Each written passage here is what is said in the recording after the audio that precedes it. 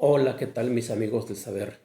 En esta ocasión quisiera hacer un tributo a la memoria de uno de los maestros icónicos que el Benemérito de las Américas tuvo. Me refiero a Horst Mathai Quelle. He leído, escuchado y visto lo que algunos a la fecha han escrito acerca de la obra y pensamiento filosófico del maestro Mathai. Sin embargo, conociendo hasta donde pude al maestro Mathai, estoy seguro que lo que he leído, escuchado y visto es incompleto.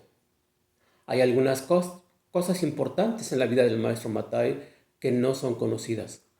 Es mi propósito, en este y otros videos, reconocer aquellas cosas que de él no se han dicho y no se han escrito. No pretendo demeritar lo que otros han dicho de él, sino únicamente complementar lo que yo sé de él, ya que sin temor a equivocarme y sin el afán de ofender a persona alguna, afirmo enfáticamente haber sido su primer discípulo, ya que a partir de enero de 1978 y después de 8 años bebiendo de su sabiduría, sin duda hay peso en la declaración hecha. Quiero entregar en unos cuantos videos una semblanza de la obra del maestro Mathai y de paso explicar por qué mi atrevimiento al considerarme su primer discípulo, aunque no el único. Nació el 30 de enero de 1912 en Hannover, Alemania. ¿Qué le orilló a tener que venir a radicar a México? Se ha comentado que fue la expansión del nazismo bajo el liderazgo de Adolfo Hitler, pero también la acogida fuerte del marxismo-comunismo. Cuando el destino cruzó nuestros caminos y tuve el privilegio de un acercamiento más profundo con él, me comentó cómo fue su llegada a México.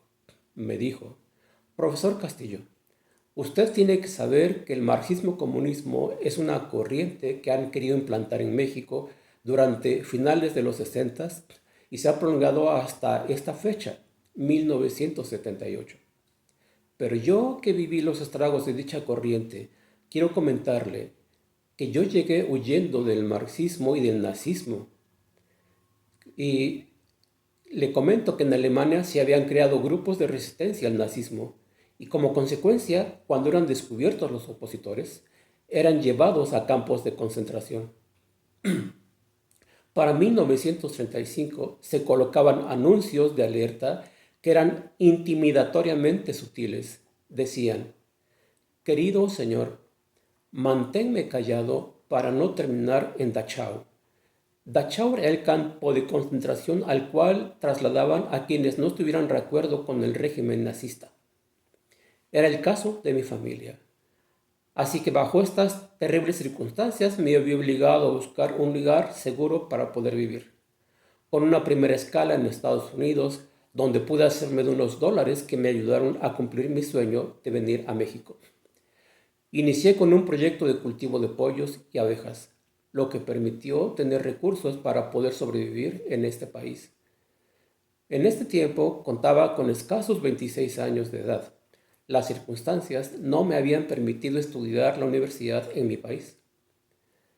Inicié mis estudios en la Facultad de Filosofía y Letras de la UNAM, inclinándome originalmente por la psicología y posteriormente hacia la filosofía, donde tuve el privilegio de ser instruido por grandes maestros, entre ellos Eduardo Nicol, que impartía la materia de presocráticos, de la cual era un apasionado. Consecuentemente abracé con todas mis fuerzas el estudio de los presocráticos. Nicol me hizo amar el idioma griego y también el latín, el cual me permitió conocer de primera mano los escritos de los presocráticos. Posteriormente, en el Colegio de México estudié sánscrito. Carlos Monsiváis, Leopoldo Sea y Emilio Uranga fueron compañeros de cursos en la UNAM. Posteriormente me involucré en la docencia en la UNAM y en el Colegio Frances Hidalgo. Ahí conocí a Ricardo Núñez, que enseñaba la clase de etimologías grecolatinas del español. Él había sido previamente un sacerdote. En una plática informal me comentó que trabajaba por una escuela que era auspiciada por la Iglesia de Jesucristo de los Santos de los Últimos Días, llamada Centro Escolar Benemérito de las Américas. Me invitó para poder ir a esa escuela y trabajar dando clases de filosofía. Esto ocurrió en 1972. Hice caso a la invitación y motivado por las referencias que se me dieron de la escuela, asistí a una entrevista con las autoridades escolares. Días después, quedé contratado para empezar a impartir las materias de lógica, ética e historia de las doctrinas filosóficas. La trayectoria educativa del maestro Mattei en esta escuela se prolongó durante 14 años hasta 1986.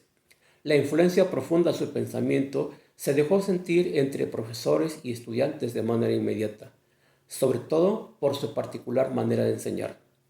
Solía colocar a los alumnos en círculo alrededor de su escritorio, de modo tal que aquellos que estaban interesados en poder aprender se sentaban junto a su escritorio y los que no tenían interés permanecían en lo más profundo del salón, aislados totalmente. Los estudiantes interesados marcaban la pauta para el hilo conductor de sus clases, ya que él hablaba del tema y después preguntaba a los estudiantes: ¿qué piensas de lo que se está tratando? Casi de manera inmediata, los estudiantes hacían preguntas que eran, para la edad de los jóvenes, 16, 17 años, muy profundas. Entonces, él derivaba la pregunta a otro compañero y le decía: ¿qué piensas de la pregunta de tu compañero?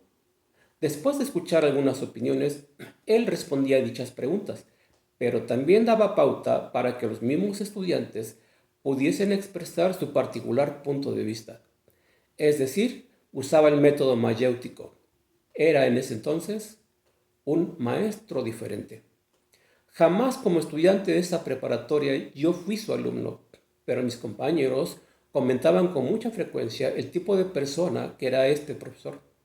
Al fin jóvenes e irreverentes, mis compañeros le decían el caballito Mattei o el maestro, etcétera, etcétera, etcétera. Uno de mis compañeros que tomó clases con él me comentó una anécdota que ocurrió en 1973.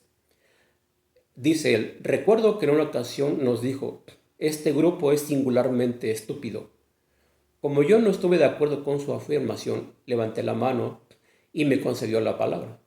Entonces yo le pregunté: profesor, de acuerdo con lo que usted nos está enseñando, ¿cabe la posibilidad de que el singularmente estúpido sea usted? Mi pregunta levantó muchos comentarios por lo atrevido.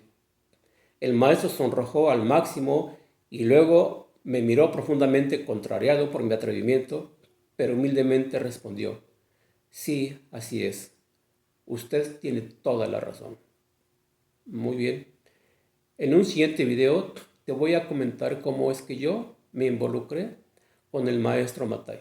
Muchas gracias por tu atención y espero que puedas seguirme en el próximo video. Hasta luego y que tengas un excelente día.